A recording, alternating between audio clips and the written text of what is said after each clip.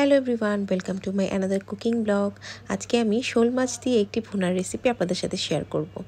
তো দেখতেই পাচ্ছেন আমি একটা ব্লেন্ডার জারে টমেটো, একটু গোলমরিচ, কয়েকটা কাঁচামরিচ আর একটু পেঁয়াজ কুচি, একটু পানি দিয়ে ভালোভাবে ব্লেন্ড করে একটা ফাইন পেস্ট তৈরি করে নেব। এরপর ফ্রাই প্যানে একটু তেল দিয়ে আমি তেলটা গরম হতে ছেড়ে দেব। সেই সাথে আমি একটু মশলা নিয়ে নেব। আমি আগে জিরাটা বেটে রেখেছিলাম, জিরা বাটা দিয়ে আমি রান্না করব। জিরা বাটা, ধনের গুঁড়ো, একটু লাল মরিচের গুঁড়ো, একটু হলুদের গুঁড়ো দিয়ে একটু পানি দিয়ে একটা পেস্ট তৈরি করে নিব মশলার, দিয়ে আমি কিছুক্ষণ রেখে দিব। তারপর তেলটা গরম হয়ে আসলে এর মধ্যে আমি একটু রসুন বাটা দিয়ে দিব।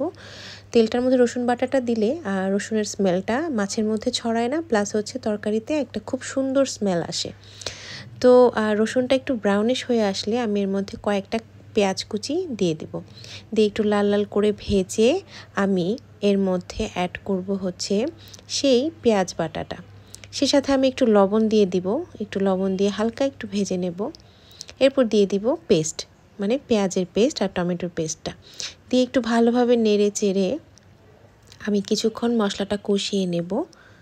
খুব ভালোভাবে যতক্ষণ পর্যন্ত ব্রাউন না হবে ততক্ষণ পর্যন্ত একটু পানি দিয়ে আমি একটু কষিয়ে নেব। এরপর দিয়ে দিব মশলার পেস্টটা, দিয়ে আমি আবার একটু হালকা হাতে নেড়ে চেড়ে নেব। এদিক দিয়ে মাছটা আমি একটু হলুদ, লবণ, মরিচের গুঁড়ো, তেল আর লাল মরিচের গুঁড়ো দিয়ে একটু ভালোভাবে মেখে রেখেছিলাম। আমি মাছটা আগে থেকে ফ্রাই করিনি, আমি হচ্ছে এটা মানে এইভাবেই রান্না করব। তরকারিতে দিয়ে সেদ্ধ করেই মাছটা আমি আজকে রান্না করব।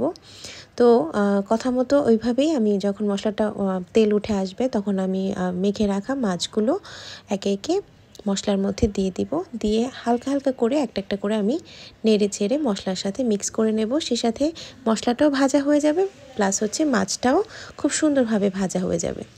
খুব ভালোভাবে ভেজে আমি যখন সব কিছু একসাথে মিক্স হয়ে যাবে এই পর্যায়ে আমি একটু টেস্টের জন্য লবণ এবং একটু সামান্য চিনি আমি এর মধ্যে অ্যাড করব। চিনিটা দিলে হচ্ছে কি ভুনার যে টেস্টটা এটা অনেক গুণ বেড়ে যায়। খুব বেশি দেওয়া যাবে না, সামান্য একটু দিলেই হবে। তারপর হচ্ছে চিনিটা দেওয়ার পরে একটু একসাথে নেড়ে চেড়ে নেব, কারণ এখন হচ্ছে না নাড়লে লেগে যেতে পারে প্যানে।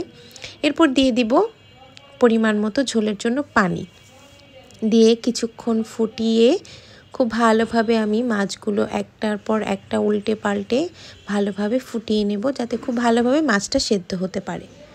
খুব সুন্দর একটা কালার চলে এসেছে, তাই না? তো কিছুক্ষণ এভাবে আমি ফুটতে দিব। এই তো যখন তেল ছেড়ে এসেছে তখনই বুঝতে হবে যে ভুনাটা আপনার হয়ে গেছে। তো সামান্য একটু ধনেপাতা কুচি উপর থেকে গার্নিশের জন্য দিয়ে নামিয়ে নিব আমার গরম গরম শোল মাছ মানে জিওল মাছের ভুনার রেসিপি। খেতে দুর্দান্ত হয়েছে, আপনারা অবশ্যই ট্রাই